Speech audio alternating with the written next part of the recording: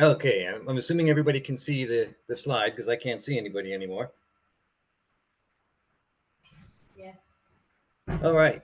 So anyway, tonight I'm going to talk about the wheelhouses, as Kevin had said, but my title is intentionally a slight bit facetious. Um, the ostentatious or monumental, the evolution of the wheelhouse in Shetland. Hopefully, it all becomes rather clear as I move through and try to weave a story and tie everything together towards the end. But this is going to focus a bit on the wheelhouses. Um, so the main thing I'm going to be looking at is Shetland centric, and the reason is that although a lot of this is transferable to perhaps other areas, especially the Western Isles, where there is a lot of similarity in wheelhouse or roundhouse routes and some developments later on. I do strongly feel that you kind of need to be, in a sense, boots on the ground to make sense of a lot of what's going on in the landscape. So I'm not going to touch too much, if at all, on the Western Isles or other areas tonight. But I am going to address issues of ostentation and monumentality, and I'm going to look at evolution of other forms as they occur in the late Iron Age, or the sometimes referred to as the Pictish period. Um, the whole point of the endeavor is this rather mouthful of a sentence: the ongoing research toward a full, comprehensive understanding of life conditions through the architectural development during the Iron Age. I think the architecture is really addressing not just local conditions, but the conditions as time goes on and how those change and how the architecture changes in response to that. Um, the, uh, the quote at the top I will be addressing as well. It wouldn't be a Brochtoberfest presentation if I didn't at least touch on Brock's the tiniest little bit.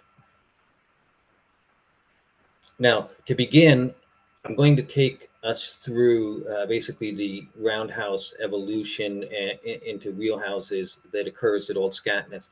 Old Scatness, of course, is an exceptional excavation and important for so many reasons. But one is this architectural sequence that we were missing up until uh, this excavation. We had Jarlshof, of course, which has very similar and wonderful archaeology, but the fine resolution was missing, and so Old Scatness informs both Jarlshof and other sites as well. Um, and so it's important to kind of take a look at how these things develop from the aisled roundhouses, which are structure 12 and 14. You can see down here, and then how they modify them so they become sort of hybrids before they move on to the long period roundhouses in the first and second century AD. So the first iteration of these of the roundhouses at Old Scatness start with the short piers and what's called the aisled roundhouses. So of course you can see some of the short piers. You can just see them a little bit over here on the left. This is structure 12. This picture on the left, and if you look at the little map down here, so this starts out as an aisled roundhouse from roughly the first century BC, maybe in the late second century BC, is when this building is constructed. This is when they start to construct the village as we know it around the Broch, the earlier village, or the earlier structures that would have been contemporary with the Broch's construction are still underneath these structures. These go up shortly after the Broch goes up. And they start as these aisled roundhouses where you can walk between the wall and these short piers around the inside of the roundhouse. Now they modify these structures late in the first century BC, where they start adding long piers. So if you look at this picture on the left here, you can still see the orthostat on the right side of the picture uh, from when it was a short pier. but they've now connected them to the walls. Now, the reason they've done this, if you look at the picture to the right, is that they are constructing at least a partial mezzanine level. And you can see that with the scarcement ledge that's running along just below the top of the wall. So in essence, what they're doing is they're creating really large structures. Now, the internal diameter of these structures is roughly the same as the internal diameter of the Broch. So these are very large structures, but they're also building them tall. They don't have the stout wall, but all indication is that these buildings are starting to have height to them as well. So you can imagine a Broch surrounded by very tall roundhouses at this point in time. The modifications also included moving an oven that was on just to the left when you had entered the structure 12, and they created a structure outside where they moved the oven to the large hearth and some ash boxes, and the feeling is they might have been doing sort of communal cooking out of that area, and had opened up more of the internal area of structure 12. But the modifications eventually lead to basically, the excavator believes, leads to collapse in the 1st century AD. And so the structures are abandoned. They are filled with midden, and the village begins to migrate south and east. We then get into basically roundhouses too. So a second set of roundhouses, in the sense that these are long-piered roundhouses. We can see this most with structure 16 inside the Broch, and structure 21, which is just to the right of the Broch. So if you look in the inside of the Broch, you will see just in the immediate inside of the inner skin wall, you will see some of the long piers remaining from structure 16. So these are going up in the 1st, 2nd century AD. And interestingly, there's a medial wall put into structure 21. So it essentially bisects the structure. And so the thought is that this, again, held another level, but this time, instead of modifying existing buildings, of course, they are building the structure from the ground up, intending for it to be rather tall and large. In fact, just between the Broch wall, the sort of the southeastern and where it meets the southwestern wall of structure 21, was a staircase that was very clearly going up to an upper level. It may actually have gone to either or both the upper level of what remained in the Broch, or to structure 21. But the thing that, one of the salient points to make here too, is if you look at the layout on the lower right of the screen, you will note that although, and this is in the sort of the olive green, although we have this large structure 21, and we know that the structure 16 inside the Broch is also diameter-wise going to be quite large, we are seeing some smaller roundhouses as well, as you can see here with structure 20, with structure 11 and structure 25. So they're basically putting things wherever they can. And one of the reasons is, if you look at the outer edges of that layout, you will see that the entire village is surrounded by a bank and ditch.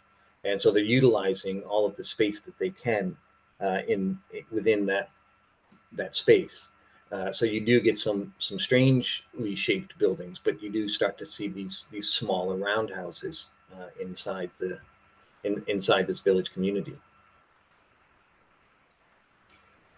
Now, as we move forward, we get from around the 5th to 7th century AD, we start to see wheelhouses being constructed.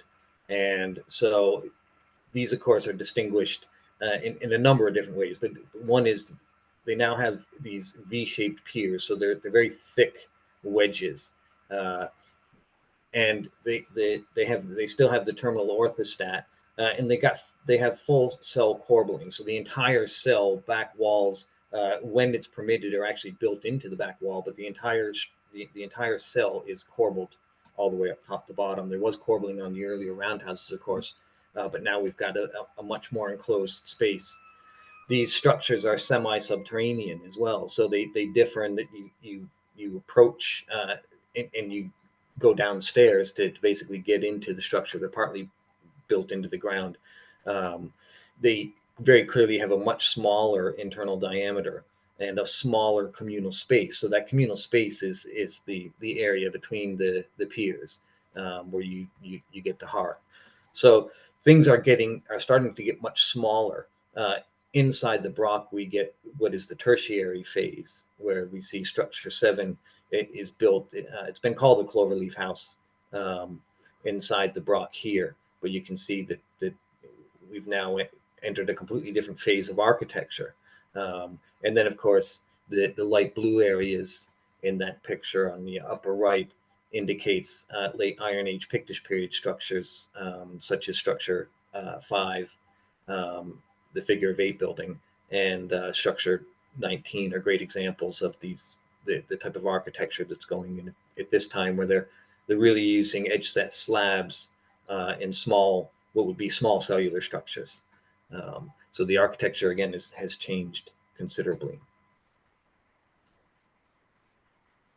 And as I had said, it does have an affinity with Jarlshov. You can see here the aisled roundhouse that is modified, which is structure A at Jarlshov. This aisled roundhouse, which then, much like some of the modified structures at Old Scatness, has the piers connecting to the walls, modified with long piers, and then it also has a medial wall. So you can see immediately that structure A at Jarlshov is quite similar to structure 21 at Old Scatness. And then, of course, we get Wheelhouse 1, 2, and 3. Wheelhouse 1 is, of course, quite a large structure. And then you get Passage House 1, which is up on the upper left, which of course is very similar to, if you look at the lower picture here of Old Scatness, when they've put with structure 7 and the earlier roundhouse, they had modified the entrance, and it was no longer facing west; it was now facing east and or northeast. And so the exit out of structure 7 at Old Scatness appears to have gone alongside structure structure 5. So you can see that similarity with Passage House 1 in the upper left here at Jarlshov. So that is the basic architectural evolution of the Wheelhouse in the Iron Age. Have no fear, I'm not going anywhere. That isn't the end of the presentation. The main point of the reason that I put together this little tutorial on the evolution of the Wheelhouse is one of the tricky parts in research is that the Wheelhouse term is covering too broad a time span, and the architecture is completely different from these different structures as they evolve. So the aisled roundhouse to the long pier to what at Old Scatness they call the Wheelhouse. These are completely different time periods with different things happening, and the architecture and the size and the space changes considerably over time. It's really important, in my opinion, that we start to look at kind of adopting an Old Scatness style way of classification, because the Wheelhouse term has just become too amorphous to describe too many different types of structures. But I think that it's also become a little bit misleading in many ways, which is one of the points to my presentation tonight, which is that I want to examine a term that's often used to describe wheelhouses, which is ostentatious. In research, it comes in variations of that word come up constantly. In fact, I've used a quote from Ian Armitt here that I could pick it apart in a few ways. While Broch towers were outwardly monumental, an unwelcoming edifice of featureless masonry, wheelhouses were designed to be impressive on the inside. That's kind of an eye of the beholder to begin with. I don't find Broch towers to be an unwelcoming edifice of featureless masonry.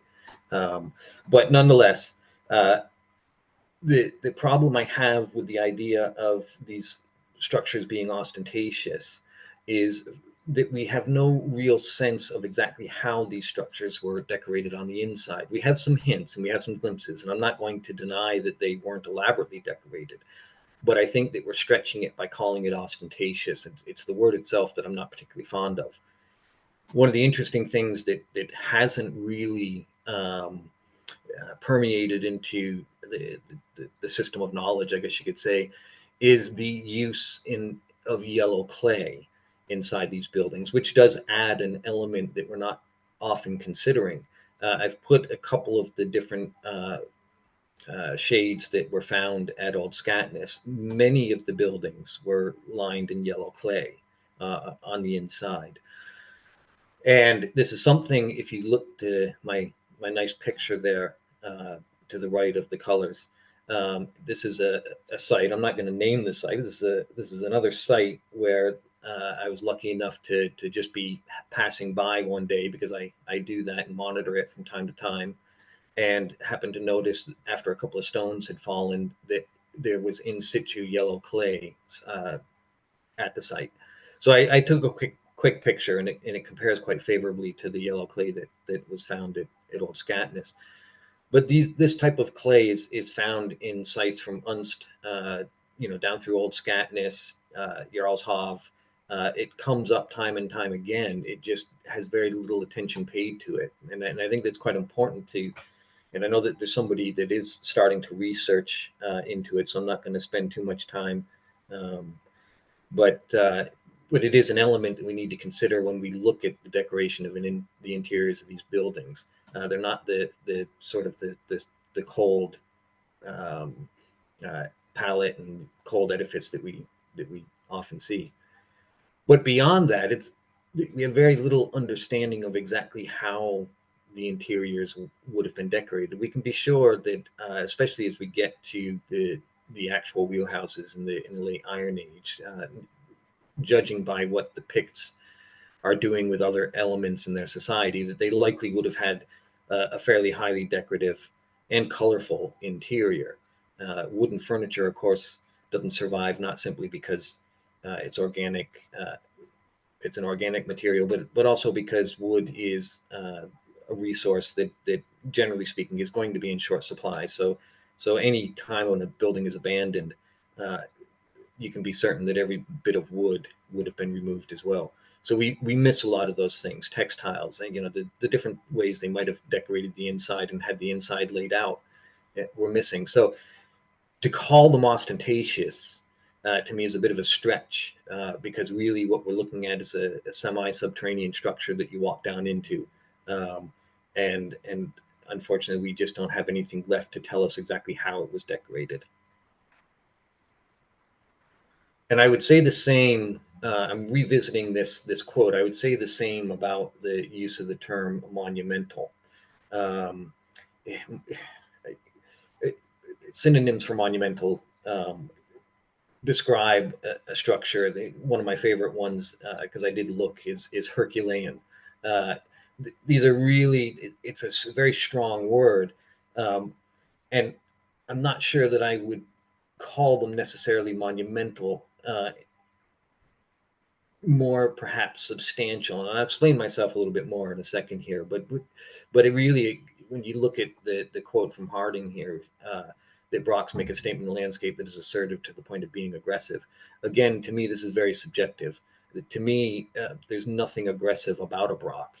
Um, it really, one of the problems I have with it is it harkens back to, for me, to sort of the early conceptions of what Brochs were, in the sense that, if we go back to the 19th century, for instance, in Shetland anyway, in the common call of them as Pict houses and Pict castles, and that there's a sort of,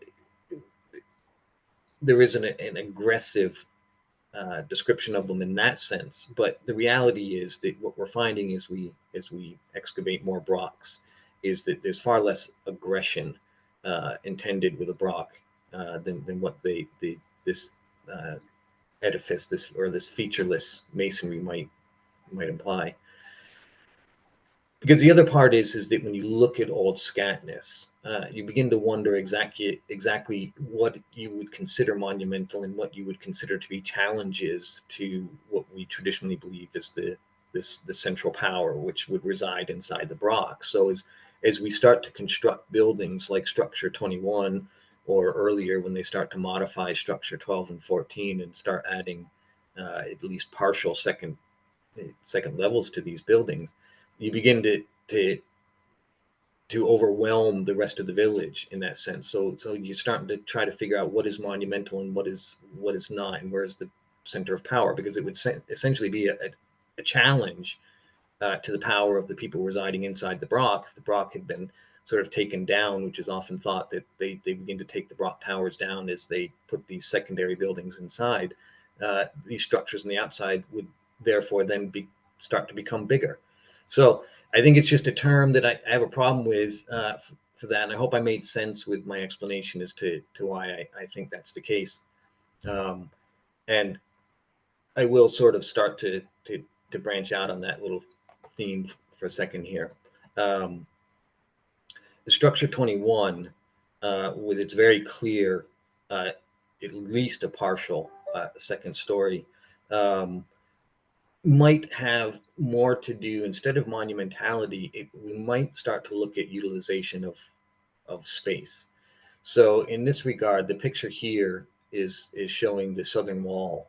Now, in this section, they found that when they had built this building, that it appears that that southern wall was used as a byre, and that the other side, the northern wall, was seemed to be used primarily as sort of craft space, whereas the upper floor above the byre may have actually included or had all of the living space. One of the reasons that they believe this is that in that byre section, they found artifacts that we commonly perceive as being high prestige items. In this case, Roman glass beads, parts of apparently a gladiator cup, that seemed to have fallen down through what would have been a wooden platform, and then just to be collected by, well, by us many centuries later. So the inference is that therefore this was of course still a high prestige site, but this is how they were utilizing the space. And again, this parallels quite nicely with what's found at Jarlshof with Structure A. A couple of issues with that, of course, is that, which this comes into the monumentality of everything, is I'll go back and be a little more gentle with Harding, where he talks about monumentality as something that we may be imparting on the people in the past based on our views of housing today. And that's a very true statement as well. And it's the same with the Roman artifacts. When we don't have a sense of exactly how they would have interacted or regarded this material, we could potentially be stretching it a bit when we start calling them high prestige. So there are some issues regarding how we are viewing these structures, just like we did with the Brochs, by utilizing terms and common conditions that we see today. One of the things that I would challenge with a lot of this stuff, and it's something that I don't know that I've really seen come up, but I've spent a lot of time at Old Scatness and studying the excavation of the site. And one of the things that had struck me is that the wider environmental survey showed very clearly that at Old Scatness they had heavily improved the soils, especially through the early and middle Iron Age. And that would have, of course, necessarily increased yields. This isn't something that was found at all of the Brochs, because they did sample from Clevegarth Broch a couple of miles up the coast, all the way down to Jarlshof. And Jarlshof had also improved the soils, what they could sample around Jarlshof, because it is a bit built up. But they didn't seem to have improved the soils to the same degree that Old Scatness had. But when you get to Clevegarth Broch, for instance, there was little to no enhancement of the soils. Now, some of this fits greatly into Noel Foyet's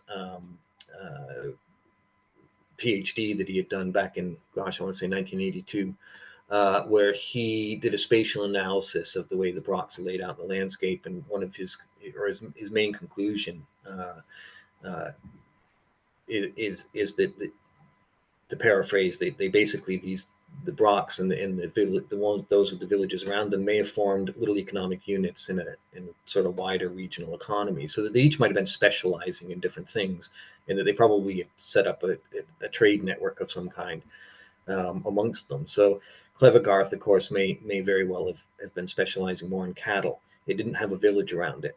Um, and without the soil improvements, the crop yields would have been quite low. So we have to start to kind of look at the way these sort of societies are set up in that regard, as to how they're utilizing their space. And in that regard, one of the things that struck me with Old Scatness and the fact that they're building tall is that, we are very clearly dealing with inherited landscapes, and one of the things they may be doing is essential urban planning. They can't expand outward. They're surrounded by a bank and ditch. The only expansion outward they can do is to then take over land that they've spent all this time improving. So one of the reasons why they may be building tall is because that would be the natural response to a closed space, much like we would do today. You go down and you go up. And so, it's a very simple proposition. And of course, Brochs are very dynamic structures, and the villages around them are very dynamic. So I'm not trying to imply that this is the only reason why they would build them, but it's an interesting element to add to the idea of Brochs and the villages that surround them. I believe how in Orkney is another site where they had spent a great deal of time rebuilding the Broch. Uh, which there's many different theories as to why that might have been. But if you're dealing with an inherited landscape and an enclosed space, then you have to spend that kind of time. And so again, that might be an explanation as to why they're sort of building upwards, because with the increased crop yields, um, we're probably looking at increased population and needs for increased space, storage, among other things. Of course, we know from Upper Scalloway that they were storing a great deal of grain inside that building when it burned. So there is an element of storage that is very clear with the Brochs, at least from that one site. Anyway, but I think we can infer that from a lot of them. The structures are quite enormous for that reason. So they do have a community need, and so. But I would take a look too at structure 11. So this, of course, is the wheelhouse here, and again, issues of ostentatiousness or ostentation. Uh, Again, we're not entirely sure exactly how the interiors of these things are decorated. But the first thing I would note is that we often it's referred, structure 7 is referred to, which is the one inside the Broch. The wheelhouse is often referred to as a cloverleaf house. Uh, for all intents and purposes, it's a wheelhouse. The architecture is the same. It does have, you can see in the picture here on the lower right, it does have a north and south room um, that is kind of a little bit different. But then again, structure 11 has this tiny little annex that you can see in the upper left with the upright slabs. Structure 20 is added on to this wheelhouse. So it's not unusual to have these little annexes on the buildings, and it sort of gets to the heart of why I think we need to to figure out how we're going to call things, because it's structure 7 to me is a wheelhouse. So calling it a cloverleaf house just it just muddies up the water. Let's just call it what it is. Um, but getting back to sort of the decorations in the inside, in the animal representations, of course, this is where the Old Scatness bear comes from, is inside this structure 11. So if you look at the pier, which is just to the right of the entrance into structure 20, um, up in here, you can it was found face down in front of that pier. And then, of course, in structure 5, there was what they call a graffiti carving of a boar was found upside down as part of the curb to the hearth.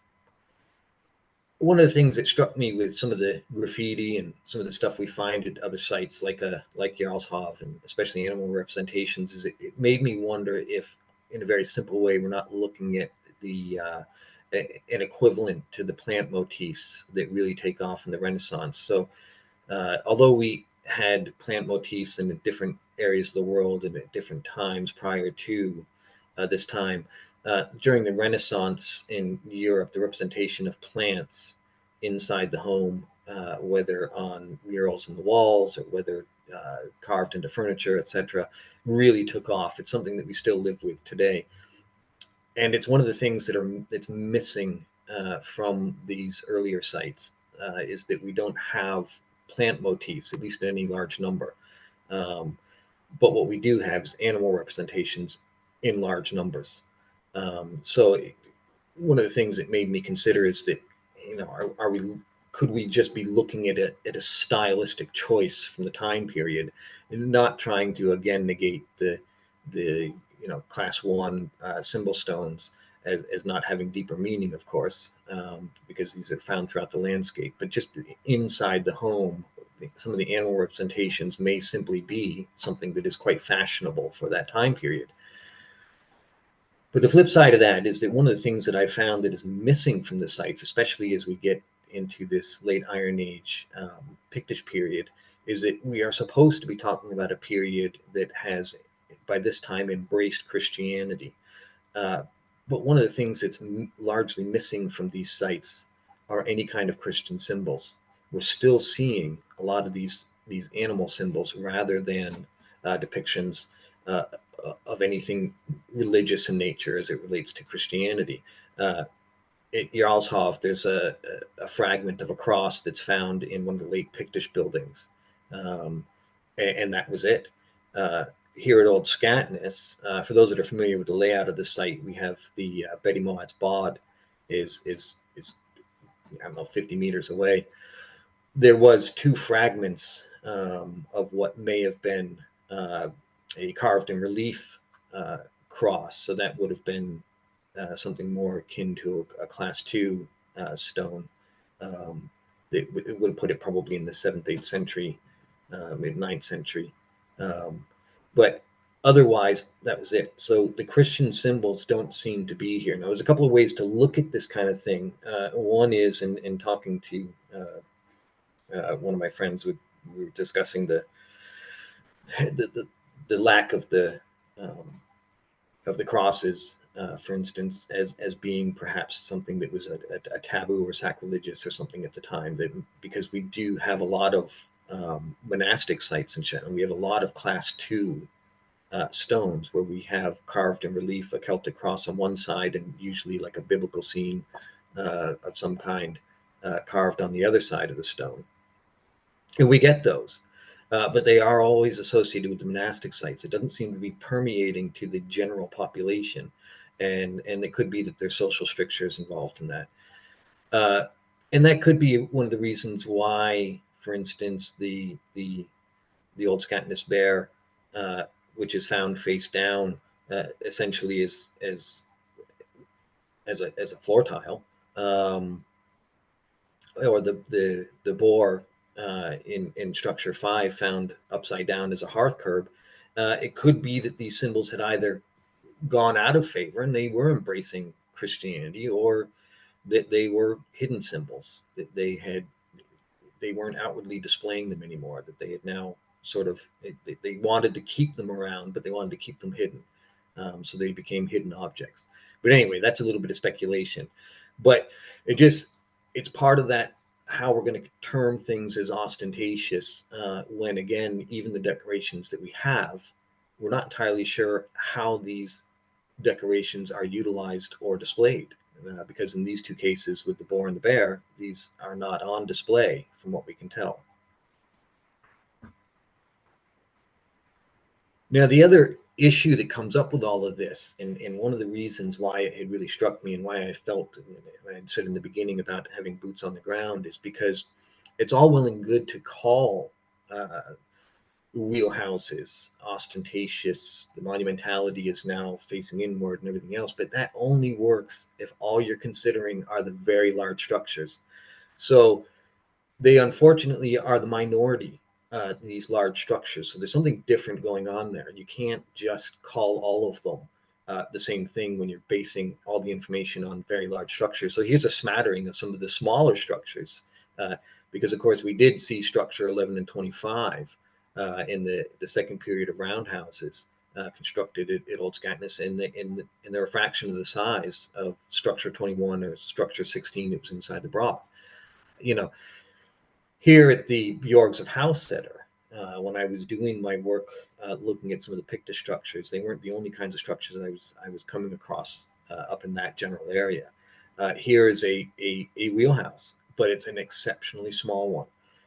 This one has fascinated me for a couple of reasons. For one, because I believe that this structure originates as a Bronze Age homestead, uh, and that they have modified it.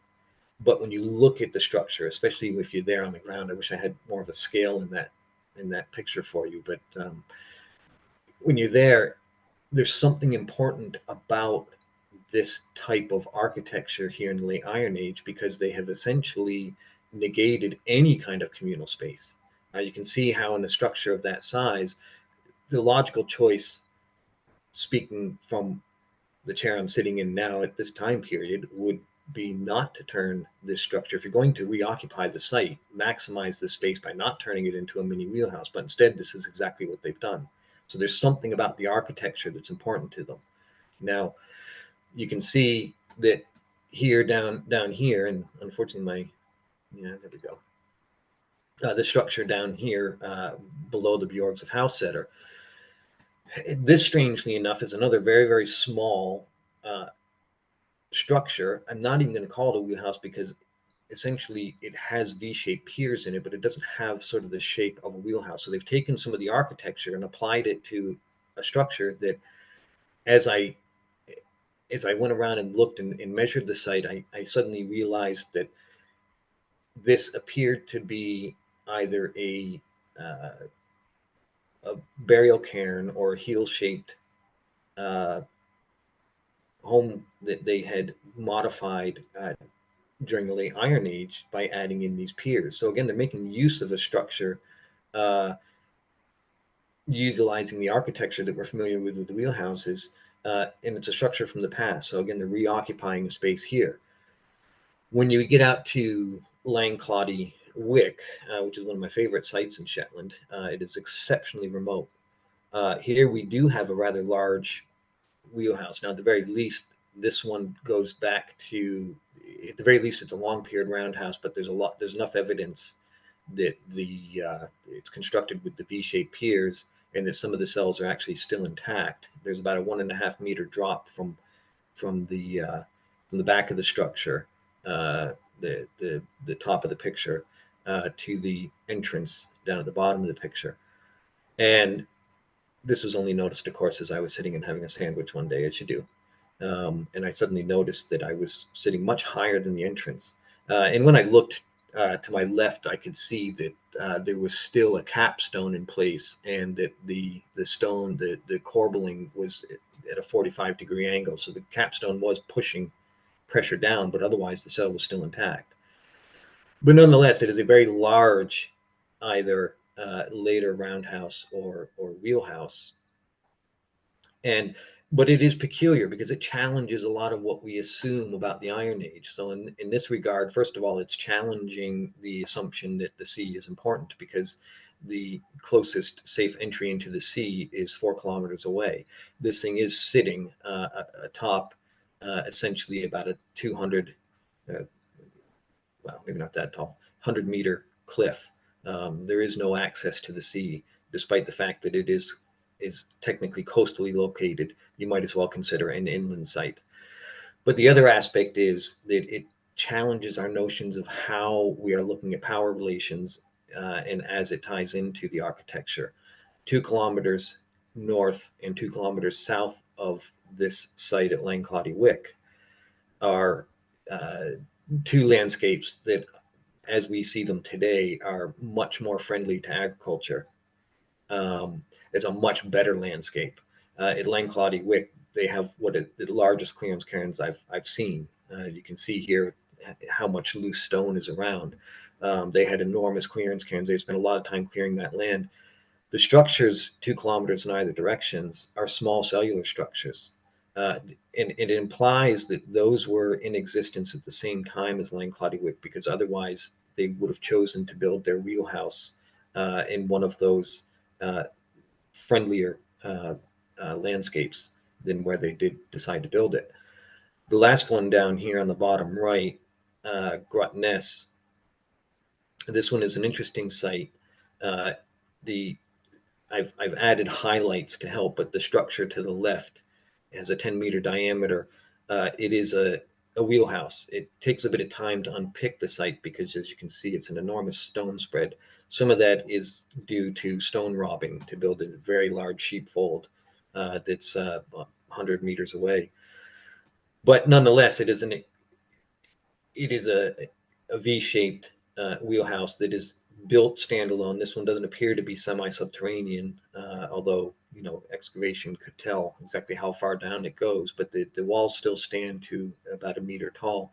Interestingly, this appears to be one that would have been modified in the sense that structure 11 at Old Scatness, that wheelhouse made use of the earlier roundhouse, basically skin, and so the V-shaped piers butt up against the structure. This appears to be what happened here. So this is probably an earlier roundhouse that is then modified into a wheelhouse, and it has its own little village around it. It has a slightly smaller structure to its right, but then throughout that area, there's what appears to be anywhere between 9 and 11 other structures of different shapes and sizes, some of which exist only as rubble core, as the large stone was removed. But you can make sense of the site when you spend the time on it. Now, one of the things about this architecture, it goes back to, again, and I've got it as sort of the little subheading, are we looking at emulation? Is the importance of having, for instance, in the Bjorgs of Housesetter, these V-shaped piers, are they emulating the larger structures they're seeing somewhere else, like a Jarlshov, something that is more impressive? Is it just fashion? Is there something about this type of architecture that appeals to people at this time? I mean, we see this all the time in our own society. Or is it something that's born of necessity? Is there a particular reason why these structures are built in the way that they are? Well, another set of structures comes up in the late Iron Age as well. And this is the stuff that I had spent a lot of time, as Kevin had said in the beginning, in the Neolithic Axe Factory. I had spent a lot of time unpicking some of these sites. And I started to apply the same criteria to them.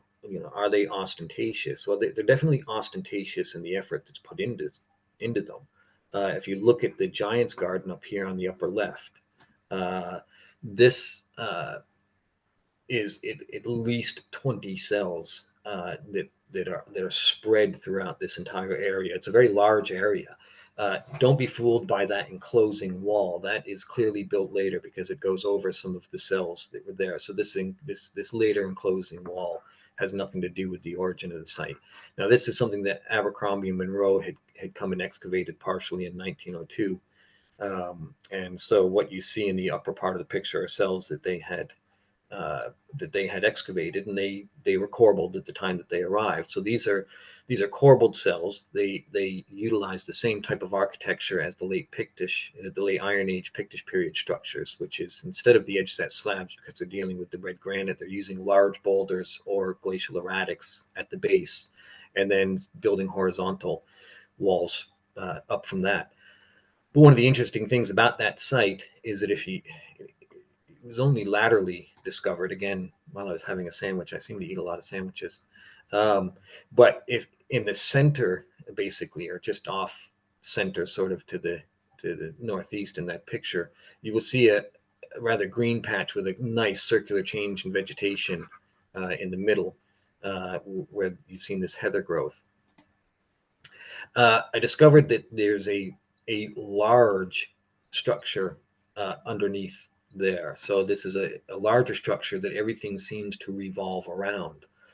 And this is one of the things that came up. I mean, that site, again, if you're going to use the term monumental, I would argue that that site is far more monumental than a single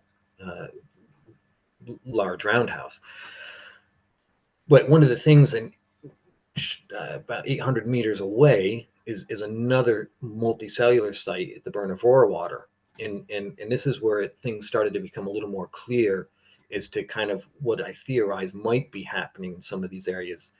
Now, granted, these structures that I'm discussing now, there's something different happening here. I'm not going to get into it because it's a different kind of discussion, but the primary reason for site choice appears to be availability of stone. These are built into glacial debris. So to build the structures, you're having to move a lot of stone to begin with. And you can see that in that picture of the Giant's Garden up there, how much stone is around the site. But when you get to the burn of Roarwater, you can start to see a picture that's a little bit more clear, which is if you look at the tape and offset drawing that I had done at that site and you compare it with this drone image, you can see it's a well hidden in the landscape structure, at least today, or set of structures. But the other thing that should come clear is that if you look at the tape and offset drawing, everything seems to revolve around two larger cells, which is 4 and 5. So things are, although these are all connected by low lintel passages, it all seems to revolve around the 4 and 5. And the same is true here at Brochtoberfest. So I'm going down to the bottom left picture. And I'll also include actually, the Brochtoberfest is over here. This is a Roarwater site. Brochtoberfest is the far left picture. Brochtoberfest is interesting because at first glance, when you're standing on the cliff, that is right here in the right of the picture, it looks like a half of a wheelhouse against the cliff. And when you actually get down, you realize that it's corbelled cells. And these ones are mostly intact, but you can get inside a bit and you can see that there's low lintel passages connecting them. And they seem to revolve around a cell that is 3 by 5 meters. So again, it all seems to, and that site is another one that has, it's hard to encapsulate. It's 70 meters by 30 meters, the entire site. A lot of it's buried in peat, but there was at least 15 or 16 cells that we counted at the time when we were out there. But if you go to the Roarwater site, this one maybe makes a point that I'm trying to make, is that these could be considered hybrid sites in the sense that they have large structures. Sometimes these structures seem to be modified wheelhouses with other structures around them. So they're in a sense they're almost like a hybrid space is what we're seeing. But when you look at the Roarwater site here, which is this one below the Giant's Garden, you can see that one of the things that I think might be happening is that they're reorganizing the space. And there's a variety of reasons why that might be. A lot of people theorize that social norms are changing and that kind of thing. But suffice to say that when you remove the noise and you look at that tape and offset drawing, what you realize is that what you've got is essentially a wheelhouse with a communal space, but the cells are now separated by low lintel passages. So they're spread a little bit farther away from the communal space. So this reorganization of space, like I said, it could be for a variety of reasons, but the point is that the communal space has not necessarily gone away, which is one of the contentions that is happening with the wheelhouses as opposed to the roundhouses. The roundhouses, we get extended kin, the larger communal space, and then it shrinks with the wheelhouses. And perhaps it's more nucleated, the family unit that's in there and needs for privacy and such. But with these little multicellular sites, it may not have changed all that much. We still have that communal space. So it might be misleading to say that somehow people are becoming more private, because I'm not sure that that's actually what's happening. And the reason why is this. I think that there is a very good reason why the architecture suddenly changes, and granted, some of the wheelhouses do predate some of this, but from the records, uh, as we move into this period of the small multicellular sites, there's a lot of things that are happening. Now, it's often been thought that the dwindling timber resources was the main reason why we see this change in architecture to the smaller spaces, because it takes less resource to roof the building. Uh, and there certainly may be justification for that. I wouldn't deny that. But I think that if you actually take a look at what's happening to the people at the time, I think that the picture is a little bit more complicated. I've never liked, societies are very complex. Prehistoric societies are very complex. Trying to boil things down to one single reason why something changes, I can't see dwindling timber resources as the sole reason why they suddenly move to smaller spaces.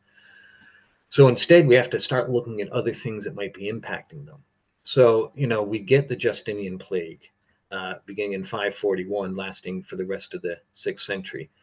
We get the Dust Veil event in 536 that lasts to about 550. This is seen in tree ring records as well. And what that is they suspect a volcanic eruption. There's actually somebody else looking into this kind of thing right now, so I'm not going to get too much into that, but because it could be a series of eruptions elsewhere. But nonetheless, there is at least an eruption, perhaps in Iceland.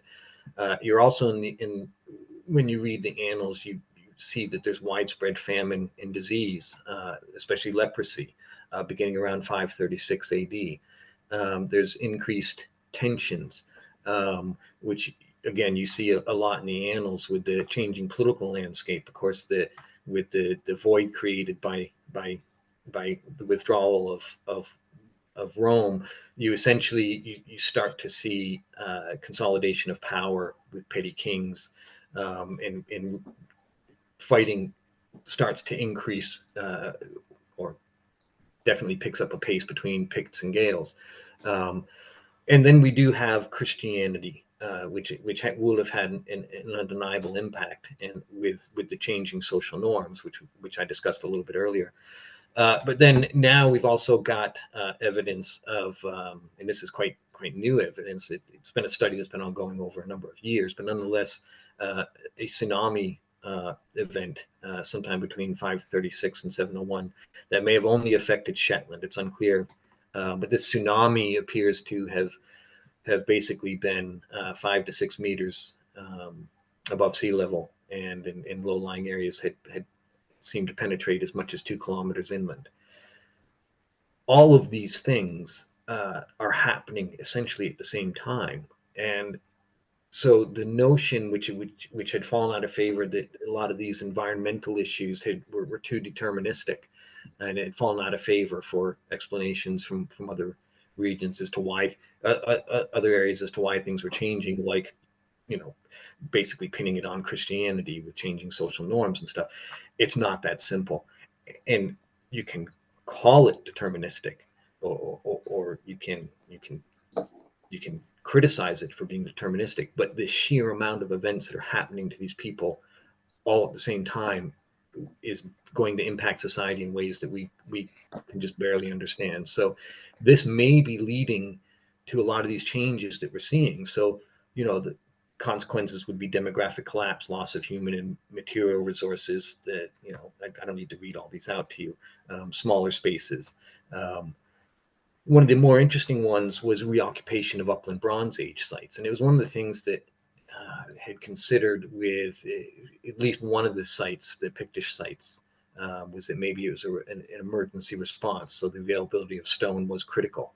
Um, but we do in the late Iron Age, and we saw this through Dr.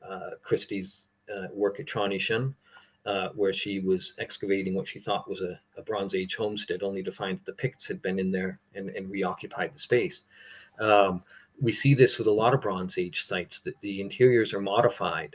Uh, in fact, when archaeologist Shetland had gone out this year to record some sites on the way out to Hawk's Nest Broch, and we hit a couple of homesteads, Bronze Age homesteads, to catalog, and at least one of them had very clearly been modified later, and it looked like it had been modified utilizing V-shaped piers. So they're reoccupying some of these upland Bronze Age sites. That very well could be a response to this, to a tsunami. They have to then move upland, because it's not just the sheer amount of life that would be lost in such an event, but of course the fields are ruined. Anything that's down at that level is going to take a long time to recover. So, you as a short-term response, at least you reoccupy some of these Bronze Age sites that were upland. And what's interesting is that I'm going to include, rather controversially, Stanley in this.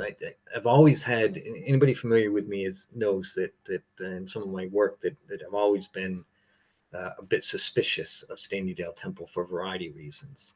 And I'm not going to deny its roots in the Bronze Age. I'm not going to do that.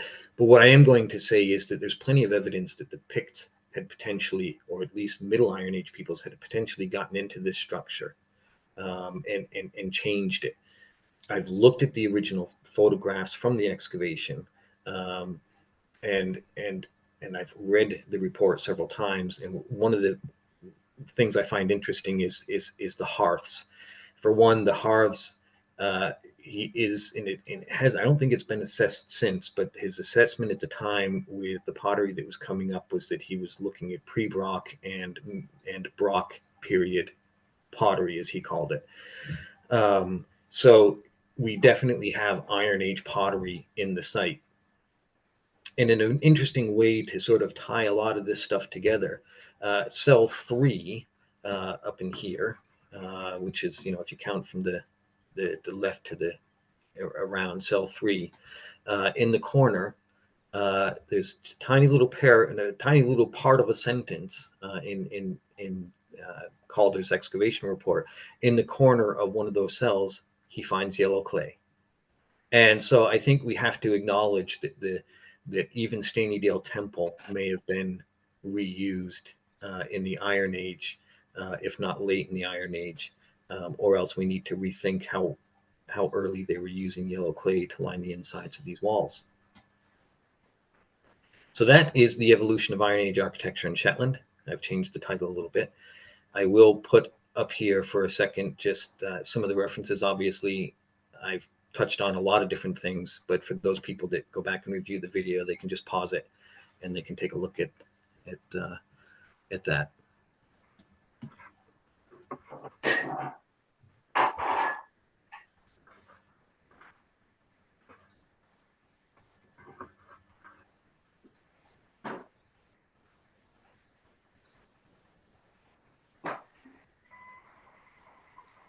Okay, so I was going to stop sharing my screen. Or somebody wants to take over.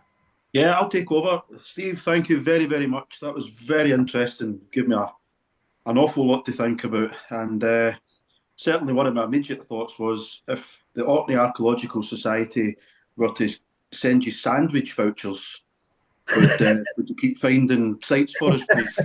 That would work. I always seem to find the best things. I'll just tell a real quick story. I was sitting one day, because this actually is appropriate to our Zoom troubles in a way. I was sitting one day, I was up in the axe factory, and I'd stopped for a sandwich, and I found the nearest ledge that looked comfortable to sit on. So I'm just sitting on this little rock ledge, and as I'm eating my sandwich, I look to my right and I look to my left, and about 2 meters away from each other, at some point during the Neolithic period, there was 2 people doing very fine knapping, making a stone tool, because I had a little pile of flakes to my right and a little pile to my left, and I thought, gosh, yeah, even they found this seat comfortable, and they were probably on the sandwich as well.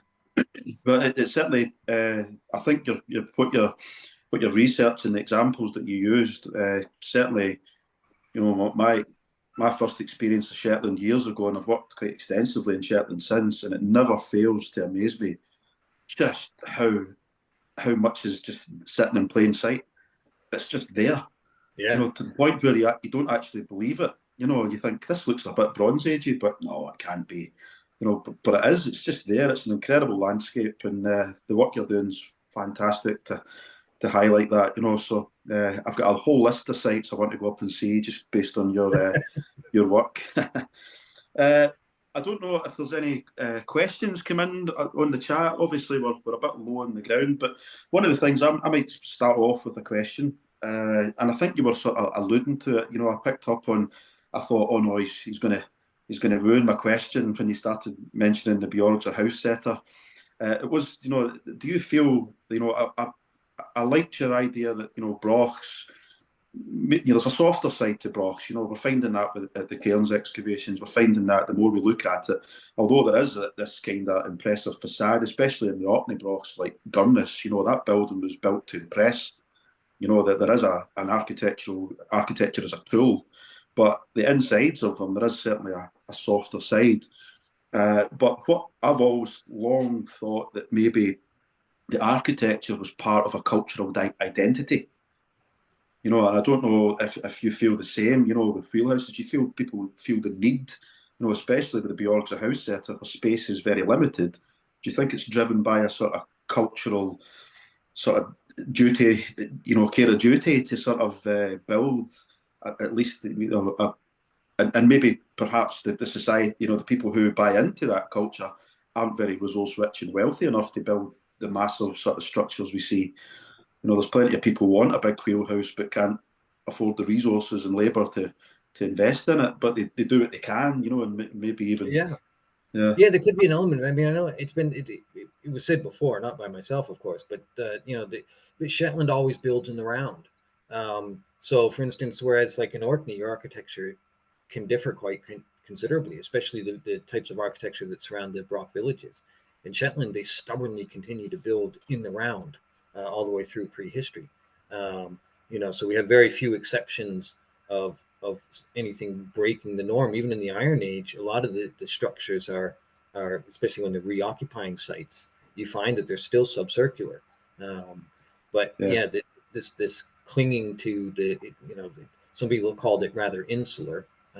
Maybe insular. I don't like that because Shetland is quite connected in prehistory to the rest of the world. Maybe it's more comfortable. Yeah. No, I mean, certainly my observations is that, the wheelhouses, we don't have, as far as I'm aware, any sort of, you've got to leave this very open in Orkney, any wheelhouses yet. And it always fascinated me that you get them in the Western Isles and they sort of bypass Orkney. There's no way that, so I always thought that maybe that was a resistance or a choice not to build that sort of style. Yeah. And it seems to connect with Shetland, and I always sort of thought that as maybe potential evidence of people buying into an ideology or I don't know, it's just a feeling really, but. Well, there's also, there could be ebbing and flowing cultural relations going on between the different regions during this time period. One of the things about the Langcloddy Wick wheelhouse is it's very similar in its construction to a Western Isles, what they would call a wheelhouse. Their aisled roundhouse or their long, where they've actually revetted the eastern and northern parts of the building are revetted into the bank. It's a single skin wall in the bank. Mm-hmm. So it has very close kinship to that style of building. Yeah. Excellent. There's another little sort of observation. A lot of the, I know that in Orkney and Shetland, you throw a stone in any direction, you're going to hit something Neolithic, or Bronze Age. But it's often find that, I think that the Broch site you were alluding to in Orkney, where they spent a lot of time rebuilding the Broch, was the How in Stromness.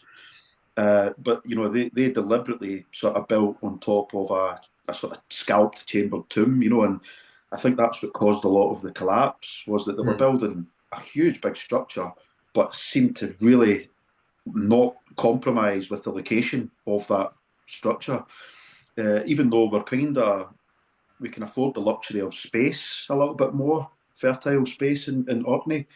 So I just wondered, if there was a little element as well as maybe looking back the way that they reuse in Bronze Age. Yeah, of course, I buy into the very fact that they're going to have to if they're desperate. and don't have any alternatives. But I wonder if they're maybe just reusing these buildings, which must have been fragmentary as well. They must have been kind of ruinous even in 500s. But I wonder if they're maybe sort of looking back the way as well. You very rarely get a Broch site in Orkney that isn't associated with a Neolithic site, even though it's a couple of 2,000 or 3,000 years in the past. I wonder if they're maybe looking back the way culturally as well. Is that could be? I mean, one of the ways I've always looked at it is that we're looking at, when we look at the Neolithic and especially the early and into the early parts of the Bronze Age, if not like for Shetland, probably all the way through the Bronze Age, but primarily in the Neolithic, even in Orkney, I know that there's some large sites, of course, like the Ness and stuff, but you're still getting a lot of dispersed settlement rather than nucleated. I think as we move forward and we start seeing nucleated settlement, which of course with all the Broch villages in Orkney and of course we've got quite a few here in Shetland. I think that it is then, whether or not they're interacting with the earlier architecture, that it is at least an inherited landscape, which is why I made that point. Is that there's a reason why they're occupying the same space, and if you're spending all of that time enhancing, creating plague and soils, you can't just suddenly have suburbia, because you need that space. You're in a confined space, and especially for Shetland, which is even more marginal. As far as the arable crops, I'm driving at. Space is essential. Land is essential that you can grow crops on, and so you can't just. So anyway, that's sort of my take on it. Not trying to say that there isn't some significance, but I'm wondering if the significance is more about what they've done with their inherited landscape. Wonderful. So I think we should continue this discussion in the pub in Scalloway the next time I'm up. And yes. But I see a question coming in on the group chat, and it's from Caroline, and she says, "Which site do you think would yield most useful data if investigated?" So what's on your wish list, Steve? What's the site that you would like to maybe get I tell you what, it would be the hardest to get to. I mean, seriously, you would probably need to helicopter in some of your equipment, but I really want Langcloddy Wick to be explored, partly because it's suffering from a different kind of coastal erosion that doesn't get discussed very often, which is that this isn't a beachside. It is on a 100-meter cliff, but that cliff is being pulled apart by wave action. So the site actually now sits 25 meters from the edge. There's no way it was built that close to the edge at the time it was built. But more importantly, I think one of the reasons why it sits the way it does in the landscape completely intact is that when the Norse arrived, the sea obviously was exceptionally important to them. They didn't reoccupy a space that's in poor land, essentially, that is 4 kilometers from the sea. It was basically just left. And I think that's why some of these corbelled cells are still intact. Yeah. And I would be really interested to see, exactly how this structure was built, and what we can learn from the site itself before it actually collapses into the sea. Yeah, it's kind of like what the sort of Northern Picts project are experiencing, like Duneker and things like that. It's quite an important thing. Fantastic. Is there any other questions from the small band of participants? It's such a shame. It was going to be quite, but hopefully the people catch up. And if people do want to, I'll say this: this is ongoing research, so this isn't something that I've read extensively, but I haven't read exhaustively, and I've been on the landscape, but I haven't been everywhere on the landscape. I would love to hear from anybody that has ideas, even if they're contradictory or whatever. They can always, through the Archaeology Shetland webpage, they can reach us, and they can reach me, and so anything that occurs to people later on, they're more than welcome to message. Well, certainly, we'll put that out there. It's still being recorded. We'll put this out as soon as we can. We can only apologise for the sort of gremlins in the system. Apologises to everybody involved, but we'll probably let you go at that, Steve. It's lovely to see you again, pal. And as I said, we'll catch up next time we're up in Shetland. And I just, thanks very much on behalf of everybody at the Oh, wait a minute. There's Holly. Oh yeah, right at the death, Holly. Well done. Is she's got one? Have you got time for one last question? Yeah, yeah. So, wait till I see if I can read it. So, yeah, is there any pottery made with the same type of clay lining that you're finding on the walls, or is that still to be have a look at? Are they making yellow pottery essentially, or are they? Yeah, I mean that's quite frankly outside my realm of expertise. I know that don't have any way of answering the pottery directly, but I can answer a part of the question, which is that Yeah. a Well, few years Val ago, Turner's just helped you out a wee bit, Steve. She says that she's not aware of any clay from the there we same go. sort of There we go. source. So maybe maybe saved you there. But it's absolutely no. But nobody can, it's maybe something to look at. As another, we're always looking for, certainly something that fascinates me is I've always saw like pottery production as a fascinating thing. Because you think that people start off with a rough pot. And then it just has a trajectory that finishes with uninterrupted up to fine bone Staffordshire ware, but it doesn't do that. It sort of goes and twists and sort of turns. So I've often thought that the pottery story is fantastic. So it'd be interesting to see if somebody takes up that mantle and challenge, and see Yeah. where. And the Well, other that's one thing of is, the of things I'm course, hoping with the guy that's studying the clay itself, because most people aren't even aware that these sites contain all this clay. And one of the yeah, things that had vexed Val and other people at the time was is there yellow clay anywhere? And yeah, so at one point a call was put out if anybody knew of any seams of yellow clay, and there was no response because I've certainly never seen it. And yeah, so then the question is, all right, so are they then tinting it? Yeah, yeah, and if so, what are they using? How are they doing this? And it opens up a whole area because then that means that they're intentionally creating this palette of colors uh, to use. yeah. It's fascinating. I think George has just come in with yeah. So it's just really just to sum up. Again, on behalf of all the Archaeological Society, fantastic, Steve. You've given us a lot to think about. It's a it's a great way to start the weekend, and it really just remains to we'll get anybody with any questions. Take Steve up on the kind offer. Archaeologyshetland.com. Uh, quick responses. Yeah. Although I And am going on holiday for a couple of weeks, so my responses are going to slow down. oh yeah, fantastic. Yeah, same with myself. But so yeah, and obviously, if I can just take this shameless plug for the talks tomorrow morning for the rest of Brochtoberfest. So doors open at the King Street Halls at 9:30. It's free of charge. Just turn up, and of course there is a raffle naturally, and we have three exciting talks on Iron Age metal production. A sort of update from Caithness, the Iron Age site that the UHI are involved in, Orca, and then of course the Cairns. It wouldn't be a Oktoberfest without a Cairns update. And just to answer Val's question there, of course they'll be recorded, yes, but they won't be put out live. We'll take a couple of days just in case there's any gremlins in the system. Steve, thank you very much, and thanks to everybody that made it into the talk. Good Yeah. night. Thanks, everybody. Good night.